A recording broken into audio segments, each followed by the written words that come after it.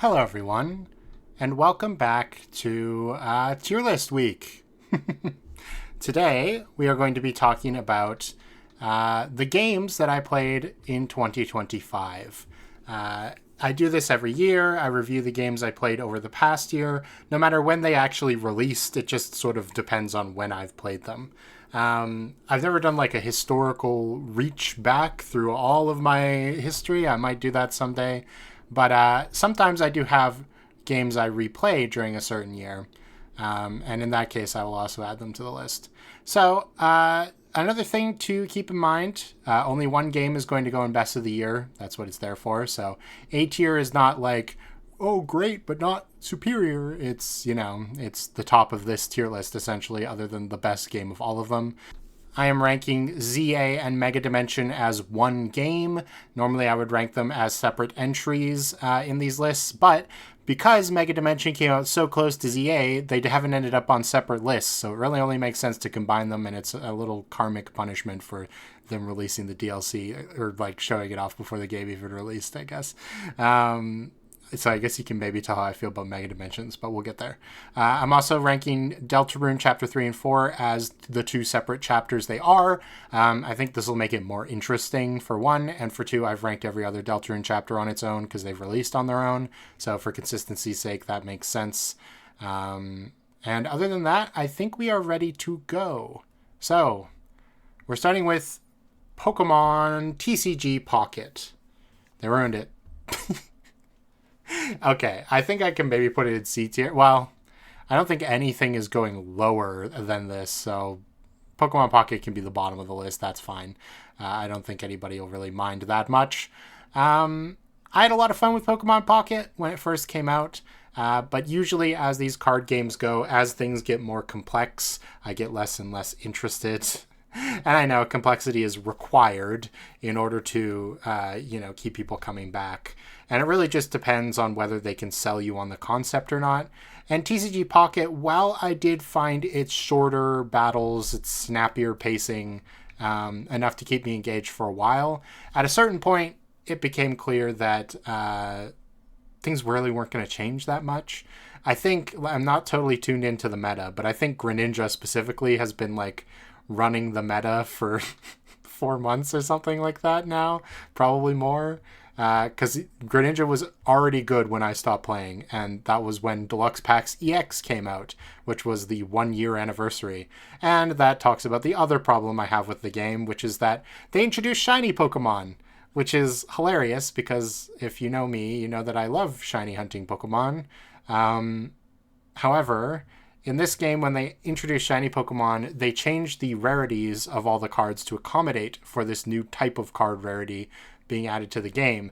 And this included making EX cards, which are essentially the boss Pokemon in your deck that every deck essentially needs to function. There's like maybe two. When I stopped playing, there were maybe two that you could use without an EX Pokemon and still be competitive. And so making the EX cards harder to get really sucked. I went from being able to get pretty much every EX card in every pack to maybe getting a third of them. It was genuinely that bad. And this was supposed to remedy that, this Deluxe Pack EX, which is why I used it as the image. They were going to bring all the EXs back, but guess what they did? They introduced a new rarity in this pack, which was shiny foil, not actual shinies, just like foil cards. And so it's completely diluted the pack and still made it impossible to get the EX Pokemon. Stupid. Just incredibly dumb. This game was never as attractive to me as Marvel Snap was. Marvel Snap and Pokemon, well, Marvel and Pokemon are both properties that I like, but the gameplay of Marvel Snap was much, much better for me. As the complexity evolved, I actually started liking the game more. The problem with Marvel Snap, you can watch the previous year's videos where it's part of the list, but it was entirely based around the monetization and some balance stuff. But honestly, I didn't even care about the balance that much. If the monetization was normal, it'd be fine. But the only thing worse than having an overpowered card is having an overpowered card that only a select few lucky or rich people can get their hands on. Okay. you might hear the background music of this video and go, that's Paper Mario. That's because I played Paper Mario again this year. So Paper Mario The Thousand Year Door is probably the only Mario game I've ever really, really loved. I'm not a huge platformer fan, so me and Mario don't get along that well. Plus, I have a funny history of being a kid and getting Sonic. I can't remember what the first one was, but I know for sure I had Sonic 1 on Game Boy Advanced, which they released for the anniversary in 2006, and was just as broken in different ways as Sonic 06 was. And it made me think I sucked at platformers and probably killed my desire to ever learn to play them. But I loved Sonic, and so I thought Mario was bad and evil. But Paper Mario The Thousand Year Door, I got it bundled in with our GameCube. I got our GameCube from our cousins, so it came with Paper Mario The Thousand Year Door, Legend of Zelda Wind Waker, and a bunch of less important games. Anyway, I eventually got bored enough that I was like, fine, I'll play Paper Mario. And yes, I did get addicted to it. This is one of my favorite games of all time. I love a game that can take an RPG formula and twist it, right? I've never been a fan of straight up RPGs like Final Fantasy. They've just never been able to keep my attention. The same for Dragon Quest, I guess. But with the action commands in The Thousand Year Door and the different partners and badges and stuff like that, the battle system is very good. The music is obviously amazing. The writing is very funny, especially for an edgy Sonic fan. It worked pretty well. And yeah, it's just one of my favorite games of all time. So I wasn't really surprised, or I guess it shouldn't be a surprise, rather, where I'm putting Paper Mario The Thousand Year Door original. But the remake is the actual question. Because I finally, I bought the remake in 2024 or something. I think it came out in 2024. So I've been holding on to it for like a year and a half, thinking I should play that already. And I never have. Anyway, I finally did when the Switch 2 came out and I had nothing else to play on it. So the verdict is the remake just as good as the original or somehow better? I'd say it's basically on par with the original. I kind of like the original's art style more. I really like the original's soundtrack more. But the remake gives you an option to just switch to the original soundtrack. So that's not really that big of an issue. I kind of wish, the reason why I don't like the soundtrack as much is because the orchestration, I think, sometimes ruins the atmosphere of the original songs. A lot of the times they just go for bombastic no matter what the setting is, There's just violins and everything, and it feels really samey after a while. That's the best way I can put it. It is kind of a shame that they did remixes of the main battle theme for each area, which is something I really liked from Origami King. But if you're wearing the GameCube badge, you don't get to hear them. So that is like the one downside to wearing it, I guess. They added a couple new bosses in the game. Both of them are pretty cool. I like them both. I'm trying to think. I mean, the art style is...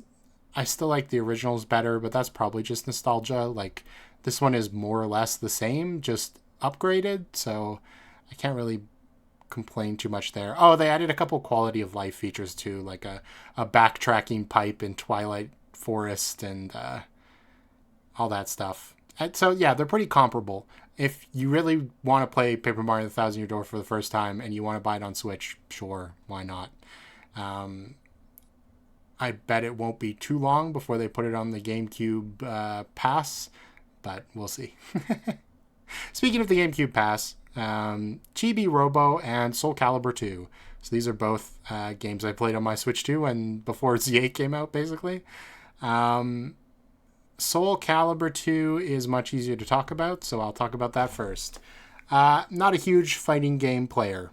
I like talking about fighting games and I like watching fighting games. Never been that good at playing fighting games other than Smash Brothers, just because I started when I was a kid, so that helps.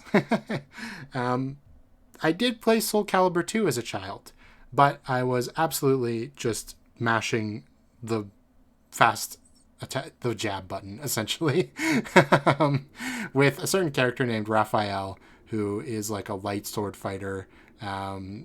And his jab is literally so fast that when I was playing against other people, they had no chance to respond. So that's just what I did.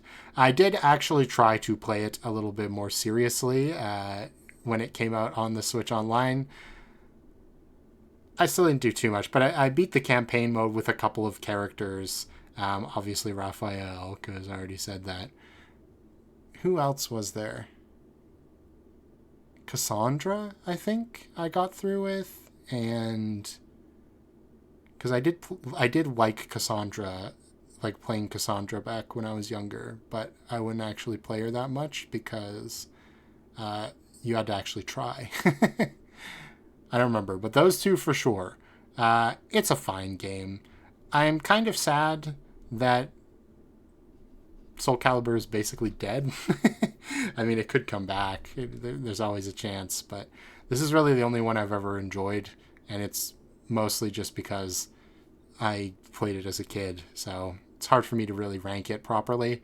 I do think a funny thing about this game is that Link is in it, and obviously you would think I would be playing Link as a kid, but Link is too complicated for me. Or at least was. I mean, I did play him I guess that was the third character I beat the solo mode with, was Link. But yeah, he's fine.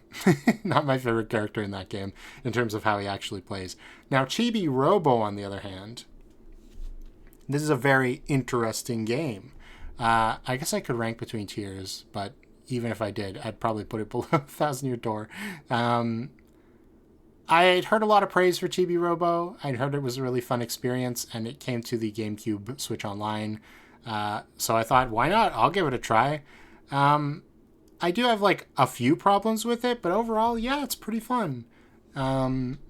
It's the best way I could describe it, and it's a way I hadn't heard it described before, because everybody describes it as, oh yeah, you're a little robot and you like clean up a house.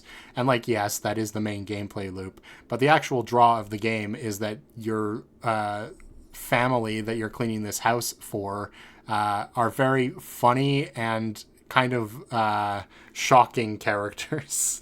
Like, there's constantly something crazy going on with them that keeps you hooked in, like, oh god, what's going to happen next? I have to see it.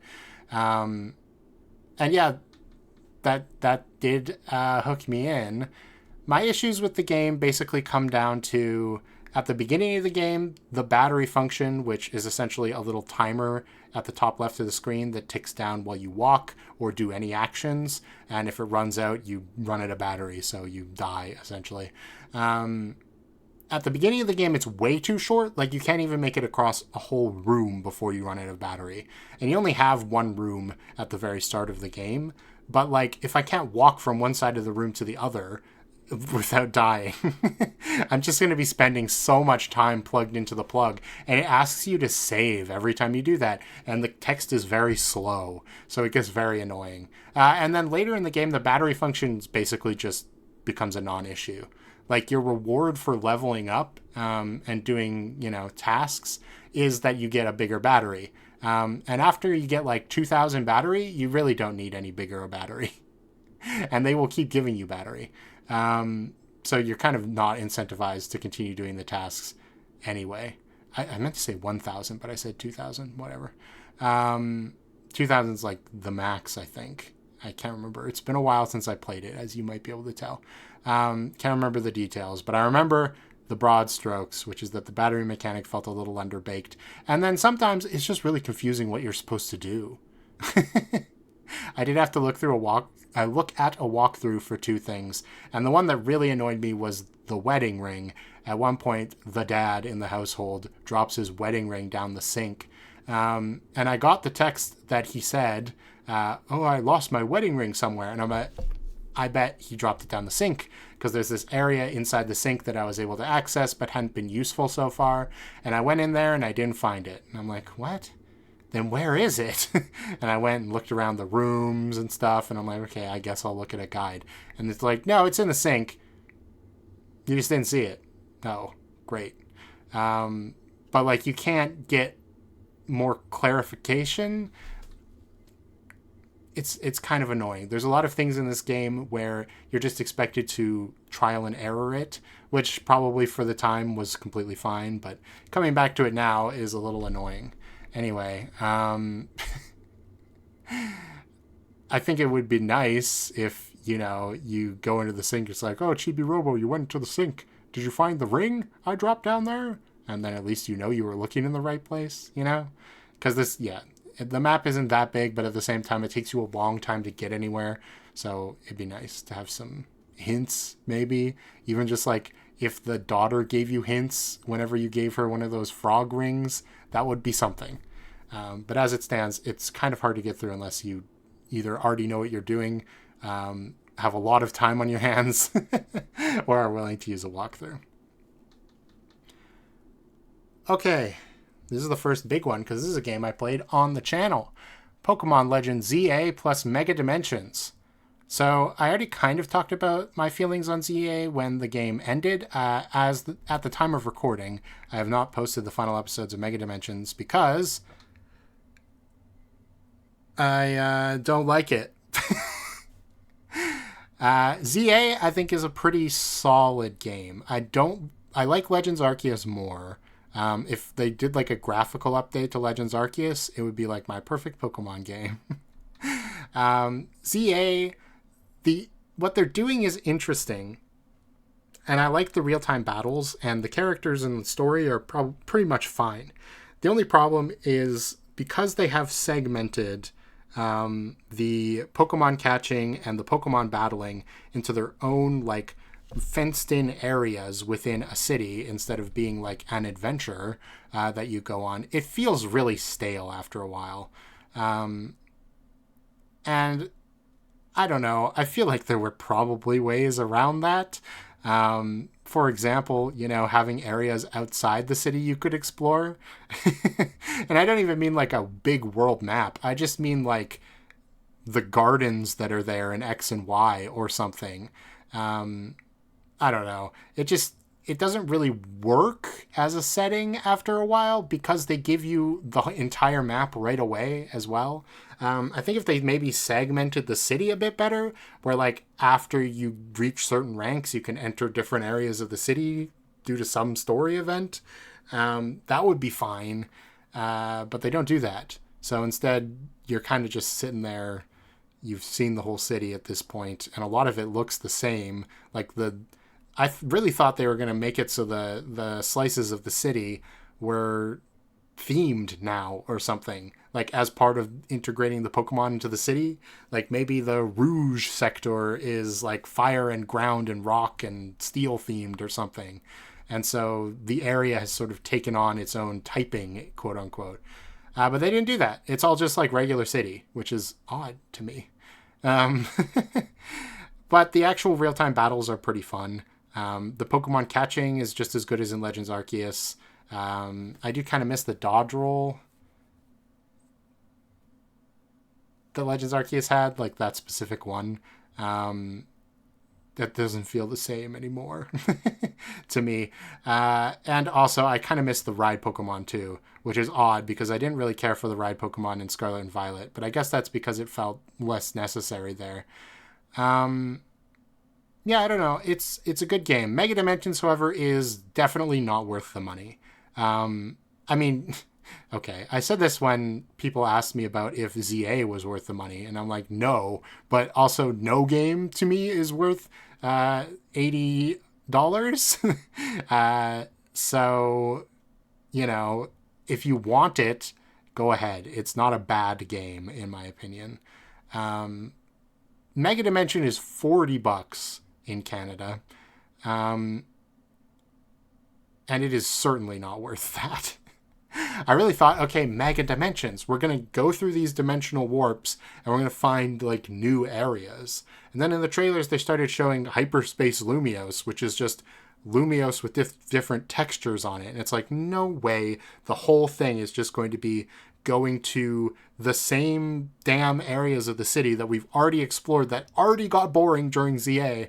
except now in grayscale, so it's even less stimulating. And yes, it basically is. Groudon and Kyogre have like their own unique areas. The final boss has its own unique area, but that's like it. And the worst part is there's only like 8 different hyperspace areas. It's not even like it can randomly choose a place somewhere in the entire city to make up one. There's like 8 of them, maybe max. It's so bad, and unfortunately it drags down the score. So Legend ZA on its own is probably like B tier.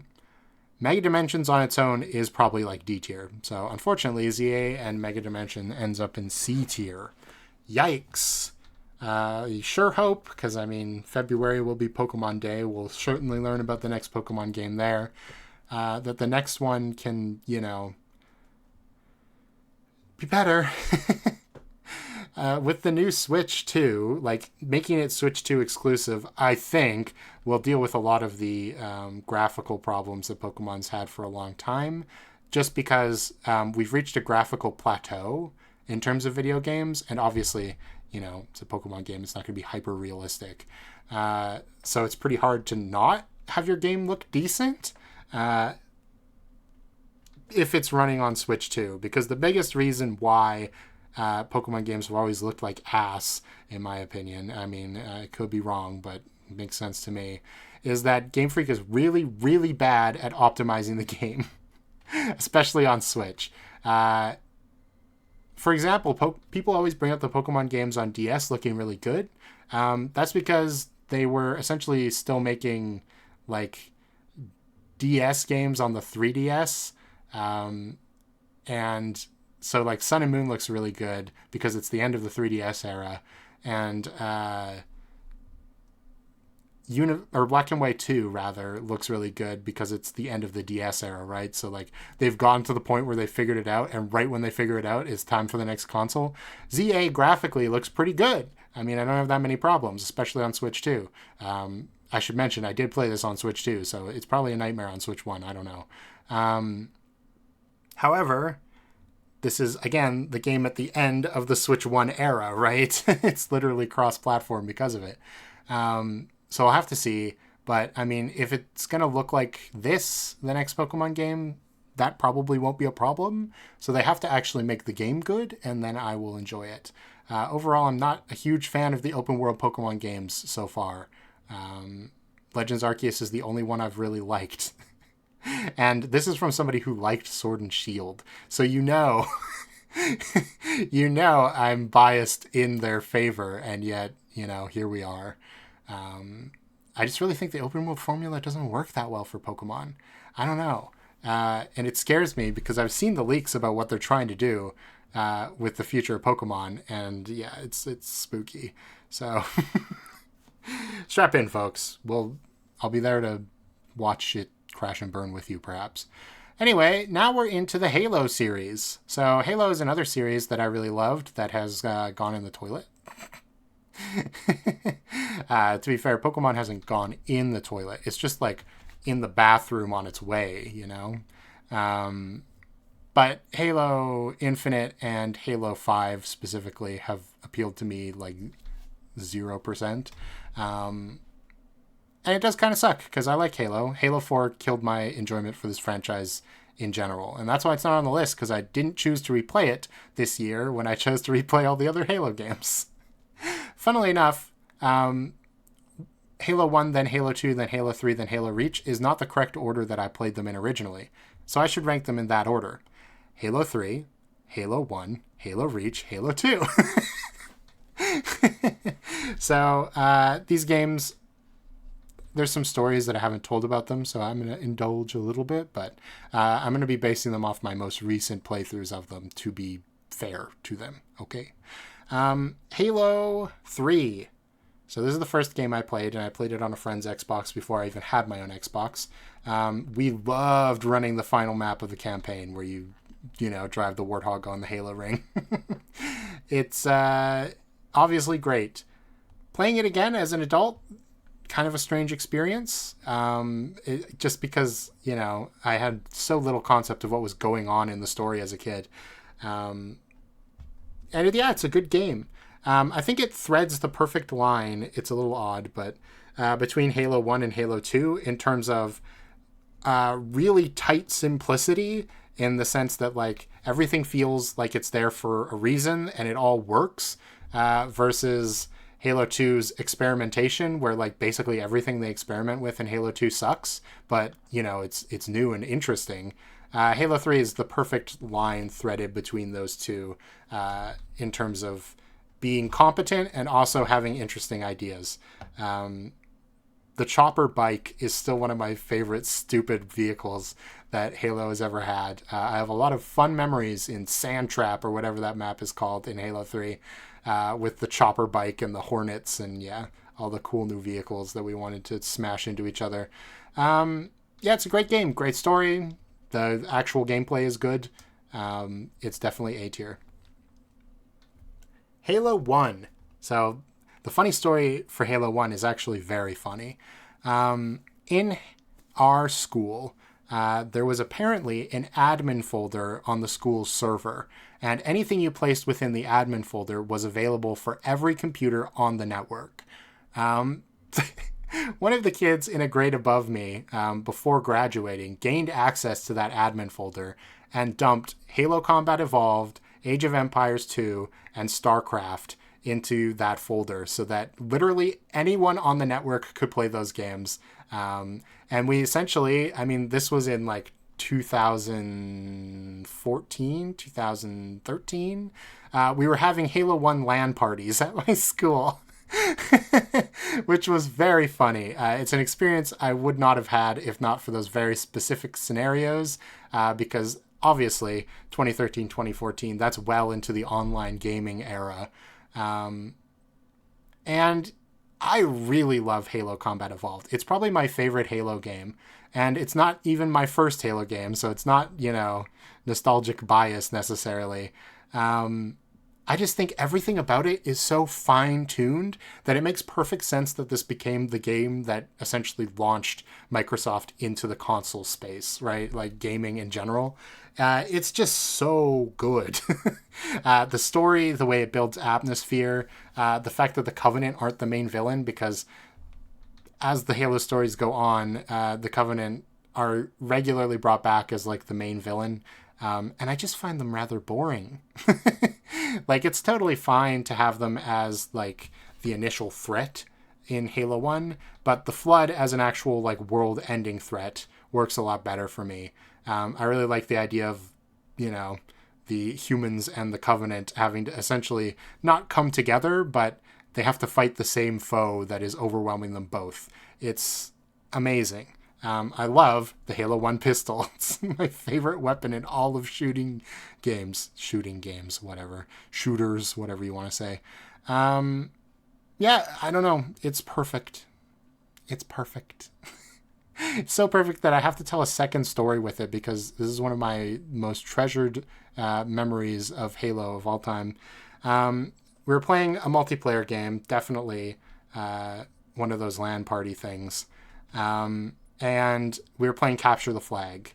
My friend and I were obviously teaming up, so we decided we're going to go in this Warthog, we're going to go capture the flag.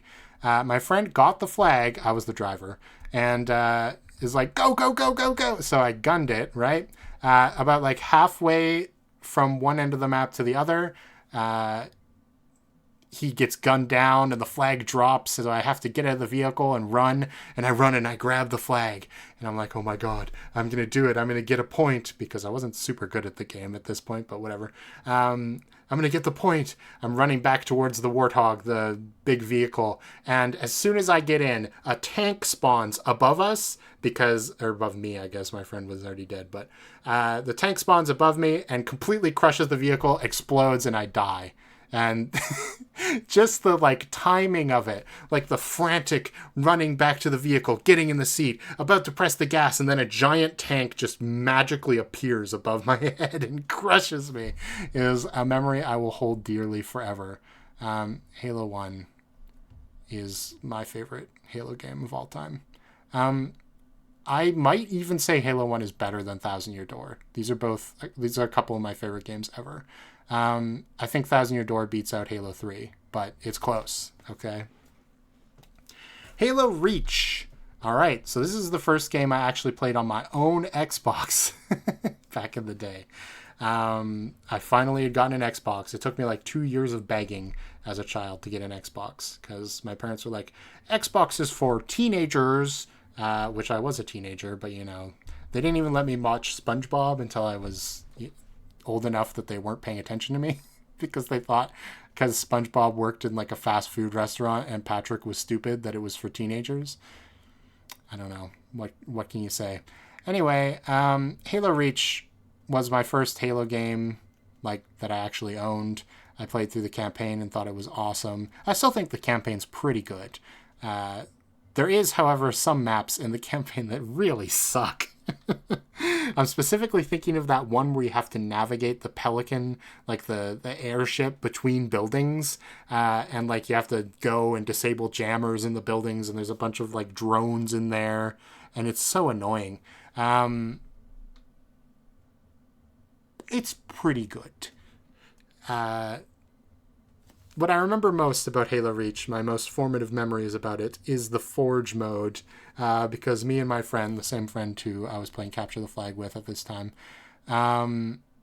we would essentially use the Forge mode to create our own little bases, and then we would create our like little subclasses or whatever, like I get the jetpack because I'm a bird tribe or whatever, and then I get like certain kinds of weapons because of that, and like I get invisibility because I'm like a lizard person, and we essentially like role play battle that way. Very fun. Truly, Forge mode might be the thing that really sparked my interest in making stuff of my own in general, like creative projects. So I do have to give it some credit for that. I think overall it's a B tier game. That feels about right. It's definitely better than Soul Calibur, though. Sorry, Soul Calibur. Halo 2. Shocking, I know. I'm actually leaving it under ZA2.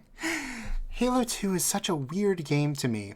Now, this is the last Halo game I played, and it might just be the fact that Halo 1 and Halo 3 are the beginning and the end of the story, while Halo 2 is kind of the awkward middle of the story where it can't have too much stakes, but it also can't be like, you know, introductory because that's what Halo 1 is there for. And it's not a spin-off like Reach. Well, Reach is kind of a spin-off. You know what I mean. That said, what it does is not good anyway. I could never get invested in the storyline of Halo 2. I mean, I like Arbiter. Arbiter is a fun idea. But I could never get invested in, like, the Covenant prophets or really anything to do with that storyline. It's kind of telling that, like, the game where the Flood takes over is my favorite and the game where the Flood comes back is my second favorite. I just think the Flood works so well as an enemy at the end of the Halo game. I honestly, because I played them in order when I played them, I honestly can't remember if the Flood appear in Halo 2's campaign.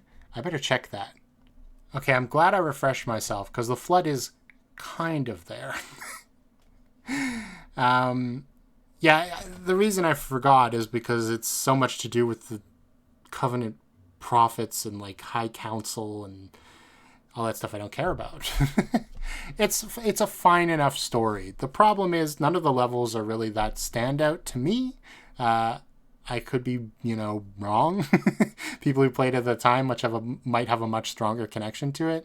But to me, none of them stand out super strongly. Like there's a lot of maps in Halo 1, the library and the foggy swamp area. Even like the initial beach really stand out to me. And I already talked about Halo 3's final mission really stands out. But also the one in the base with all the drones where they take over, that one really stands out to me as well. Halo 2, there's none that really do that. Like the one I remember most is probably like the initial forest map. And it's just because it's the initial forest map. Yeah, I don't know. A lot of the new things they add in Halo 2 feel very superfluous. The brutes, are fine, but the brute weapons are just basically strict downgrades of weapons that already existed in Halo 1. You can see, get it, Halo 2, now you can dual wield, haha. Basically all the dual wielding, like the SMGs and stuff, they all suck. It doesn't feel as good to me. It's not what I like in a Halo game, I guess, and that's why I'm putting it in C tier. So yeah, I don't know. I can already tell, like, if somebody put Halo Combat Evolved in C tier, I would be mad. So I bet you there are Halo 2 fans out there who are really mad at me, but I'm sorry. I must speak my truth, my prophet of truth or whatever. All right, well, we're out of the Halo section of the video. These Jackbox sections this Jackbox section rather should be pretty fast. Jackbox Party Pack 11, it's a great Jackbox. In terms of all the other Jackbox, it might be one of the best. It doesn't have, like, the peak game of all time or anything. Like, I think some of the other packs have better single games in them, but in terms of an overall package, all of these games are at least good. None of them are straight up bad. I think if I had to rank them in order, the first one would be is it Hearsay, right? That's the sound one. Probably then Dominate, then Suspectives, then Trivia, and then Cookie House. So I'll talk about them in order. The reason I like Hearsay so much is because it's a new kind of format for a Jackbox game. I mean, there was the previous sound effect game before, but Earwax was not like this. Like, you didn't get to make your own sounds, and this one is a lot more fun in terms of the way it uses your sounds in goofy ways. And yeah, it's better. You're not stuck with a random selection of sounds where one person's sound, no matter the prompt, is probably going to win just based on it being a funnier sound in general. If somebody wins off making a funnier sound in general in Hearsay, well, at least they had to make the sound. It takes some level of skill and commitment on their part. Dominate, I like. It's more or less like a Quiplash clone, but the gimmick of unruining a prompt is something I really like, especially if you actually commit to it. Because obviously you can just say something even worse again and it might get votes. There's no, like, punishment for that, because how could there be? But if you actually commit to ruining the prompt and then unruining it, that's a very fun challenge, and it's worth the gimmick of having this game as a, like, Quiplash knockoff. Suspectives, it's not a game that's super well played on stream, which is how I usually play Jackbox games, because you kind of have to know some stuff about the people you're playing with. But it's a social deduction game where your goal is to find the person who committed a crime based on their answers to survey questions that they take before the game starts. And yeah, it's fun. It's quite fun. I don't think it's, like, perfect, but again, it's good. So overall, this pack is very good. Legends of Trivia, it's just a straight up trivia game, but I do like the fact that it's team-based. It's like pub trivia or whatever, where you have your own little team to try to complete the trivia. And the really clever thing the game does in terms of its theme, because I've heard in some people's reviews, because I do look at them out of curiosity, that they think the D&D theming is wasted in Legends of Trivia. And I understand that, because your actual, like, the class you choose at the beginning of the game doesn't matter. It's all set dressing. The, like, actual combat part of D&D is basically not utilized at all. But the way I think they were intending in the initial development to use it, and why they chose that theme, is that you're kind of pitted against each other a little bit. For example, when you are in battle, which the attacks are basically chosen by getting trivia right. If you get the trivia right, then you get to attack. If you get the trivia wrong, then the enemy gets to attack you. So you're incentivized to try to get the question right no matter what. So if your entire team is, going for one answer, and you think you know the answer and it's something different, you're incentivized to pick what you think is the correct answer. So you can either work with your full team and either live or die together, or you can splinter off into little groups and do less damage over time, but, save yourself from taking damage. And that feels like D&D, right? Where you can either choose to work together, or maybe you'll go off and do your own little solo things, and maybe it'll come together in the end. I like that. I think it could have been expanded on better, probably, but that idea of it's group trivia and you have to kind of agree with each other is interesting. It might have worked better because I did do it on streaming. So the communication wasn't like perfect between us, and we didn't totally all trust each other because we didn't really know each other, right? So we were kind of incentivized more in that kind of setting to pick the answer we thought was best, even if it wasn't what the rest of the group was saying. And finally, Cookie House, which the gimmick of Cookie House, it's a drawing game. You get a random shape and you have to try to draw within that shape is essentially how it works. A great idea. The execution is just fine, though. But overall, it's a great pack. Survey Scramble, less so. I really soured on it recently. There's essentially 4 game modes in Survey Scramble. One where you try to guess what's at the top of the survey and the bottom of the survey. One where you try to get as many of survey answers as possible. One where you play tic-tac-toe with the survey answers. Answers like 1 to 3 on the survey will be 1 square. Answers like 100 to 1,000 will be 1 square, and then everything in between. And there's one where you play like breakout or alleyway using the survey answers based on a scale of like 1 is the far left side and 1,000 is the far right side. That all sounds pretty normal. It sounds like maybe the tic-tac-toe and the breakout game modes would be the worst ones. Because they're like weirdly complicated. Honestly, no. I mean, the breakout one is pretty bad. But the tic-tac-toe one is really good. Because, tic-tac-toe is kind of a boring game. You have to be pretty desperate to play tic-tac-toe. However, because you don't know exactly where an answer is going to be within the survey and you have to kind of guess on it, you can accidentally get an answer in a square you weren't intending, and now you have to sort of adapt your strategy on the fly. So it actually makes tic-tac-toe fun. The worst ones, however, are the ones where you actually have to try to go up and down the list on the survey. So the one where you have to rank the top and bottom answers is so bad. And can you guess why? Well, Survey Scramble takes its surveys from its players, and they are not vetted, it seems like, other than, removing words that shouldn't be there. So the top of a list will generally be the most obvious answers. The bottom of the list, however, is not the least obvious answers that only like one person would say. It's answers only one person would say because they have they don't pertain to the question at all. It's just somebody on their phone waiting for the game to start typing in like gum for everything. So you get the question like, what should be illegal but isn't? And then like the bottom of the list is gum. Now, there's also a problem because the top of the list might be murder. And it's like, well, murder is illegal.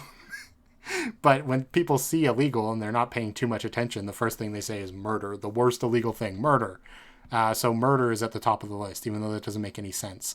And yeah, that's kind of where Survey Scramble falls apart. It's a little unfortunate, but hey. Okay, now we're into the indie game zone. The final leg of this video. Thanks for sticking it out with me. Eden's Garden Chapter 1. So, I like Eden's Garden. It's a great game. It's basically, it's based on Danganronpa. Does most things better so far. Other than maybe Atmosphere, but the Atmosphere is still pretty good. I think it's high B tier. It's kind of hard because, well, okay, I'll rank it in A tier, but here's my caveat, okay? Without spoiling anything, Chapter 1 of Eden's Garden pulls some, well, it doesn't pull its punches. It punches really hard, okay? Which is something I've seen in these murder mystery games before, right? I'm thinking of like Apollo Justice, for example, where they will go like crazy with the first case to really hook you in. But the problem is they haven't like paced the plot out very well because of that. So like all the cool stuff happens in chapter 1 and like the final chapter. So the middle of the game is really bland and boring. That is the Apollo Justice experience in a nutshell. And it's also kind of true of Danganronpa V3. So I'm a little worried based on how hard they went with this first chapter and first case that the middle of the game is going to be really meh because the characters aren't super developed like those other characters. And then the final case will be great. But yeah, I'm a little worried about the future of the game in terms of, if the middle chapters will feel as satisfying. Like, you want to start good and slowly build up to the finale, which is great, right? And I feel like we've started great, so they're going to have to build to like amazing, which is much harder to do. But yeah, I can't not rank that in A tier. I'm just worried about what the rest of the game is going to be like, perhaps. Voices of the Void I'm doing next. Voice of the Void I forgot to rank last year, despite playing it mostly last year. So this is the makeup rank. I love this game. This game is so awesome. I forgot I'm supposed to be ranking between tiers. I think it's like this. Kind of crazy, but yes, I like Voices of the Void that much. It is an amazing game. I'm not going to do too much explaining about it if you've never seen it before. It's like a sandbox game, but there's like horror elements. So if that sounds interesting to you, I would suggest to play it. I mean, you've probably seen a video about it at this point. A lot of popular streamer types have played it by now. It's a great game. You should play it. It's also free right now. I mean, you can pay money for it, but you don't have to because it's still in alpha. It's a wonderful game. You should play it if you haven't. I love it. Speaking of Blueprints, oh boy, this tier list is going to be really top heavy, huh? Blueprints. I played this game on the channel this year because I decided I wanted to. It's really good. If you've heard complaints about Blueprints, it was probably that it relies too much on RNG. It is like a roguelike game. It's like a roguelike puzzle solving game, which is an odd combination. And I don't really like roguelike games that much. I hate the feeling of losing progress, even if, you're still gaining something. It still feels bad to see the same room over and over again. But Blueprints helps with that because you're not staying in any one room very long. And sometimes it can feel great to see a room again because it's just like a 3-way entrance. There is like a little bit of a learning curve to it. For example, if you don't get rid of some of the dead end rooms early, you will get them all later and it'll feel like you're getting screwed by RNG forever. But most of the RNG screwing that people are talking about when they talk about that in Blueprints comes post credits. There's like a whole nother leg of the story that happens after you roll credits. Very similar to like Celeste, for example. Another indie game that does that. And yeah, after the credits, the game gets a little frustrating for sure. I dropped it at a certain point because of that. And I'm not ashamed to say it. But I will say, I don't think that really should detract from the game's actual score, in my opinion, because it's kind of like a bonus. You achieve the goal they give to you at the beginning of the game before the credits. Like, yeah, you haven't learned the whole conspiracy. But just like Celeste, where like I haven't completed all the content there, getting to the summit is the goal. So I can still feel accomplished. And I think that's fair. It's a really great game. I'm sad it won basically nothing at the Game Awards. I think overall it's like here. Well, it's like here. Okay. Deltarune, Chapter 3 and 4. This is what we've been waiting for. I didn't like Chapter 3 that much, guys. I'm sorry to say it. I don't really like Chapter 3 that much. If I'm ranking all the chapters, right? Deltarune Chapter 1 is B tier. Deltarune Chapter 2 is A tier. Deltarune Chapter 3 is C tier. And Chapter 4 is also A tier. In fact, it's like around here. I don't know if it beats Halo 1 or not. Yeah, it probably does. I mean, who would have thunk? But yeah, there we go. I'm going to talk about Chapter 4 first because it'll be easier, and then I will talk about why Chapter 3 does not work for me. So, Chapter 4. This is where the game starts getting serious. I've talked about how I like when an RPG plays with the formula, like the battle formula specifically. Deltarune is a lot like Paper Mario The Thousand Year Door in a lot of ways, except instead of the gimmick being action commands where you basically do the same thing for the whole game, it doesn't get tiring in Thousand Year Door, to be clear. And like the badge system gives you a lot of other things to be thinking about, so you don't notice that you're just doing the same thing forever as easily.